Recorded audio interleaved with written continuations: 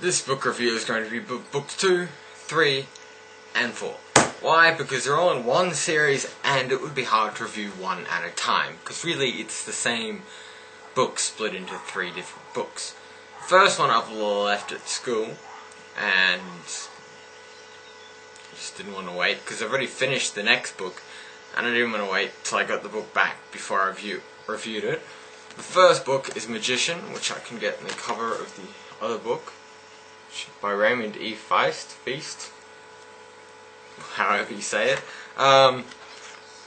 Magician is brilliant. There's really no other word to describe it. It's got a level of complexity, if that's a word, that's intricate and just so well done. It starts off a bit slow, like surprisingly. You look back at it at the end of the book and realize how well it's done, like the character development and how generally well it was put together and brought up. But at the start, it gets to about a third to halfway through the book before it actually gets interesting. Really interesting, really. The second book, the next book in the series, is Silverthorn.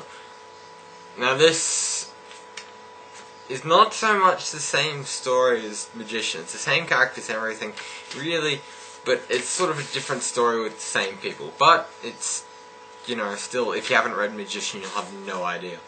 It is really the same story. The next book, The Darkness of Sethanon, that is the same story, split into 2 books, as it shows here, if I can just find it. This book says book 3. While Magician has book 1 and book 2 in it. It has a split halfway. And this one, I believe, has book 4, if I can find it. So it has the story so far. See, book 4. So technically it could count as 4 books, but it's just 3. 3 books, there's 2 of them, and then Magicians on the inside. My suggestion is read them. They're brilliant, and it's different from what I've been reading. It goes back to the general fantasy style of third person and having many different characters, which differs from Robin Hobb, who was my first book review, which I might. No, you can find it in my other videos, which is just there down a bit. And she writes all in first person. She does it brilliantly, but it's something I got used to. This, though, it's a bit weird to go back to third person, but it's brilliant. I suggest reading it. It's got a lot of points and hidden things and so on and so forth. Yeah, and that's all. I'd suggest reading them. They are brilliant, beyond brilliant. Best series so far I've read.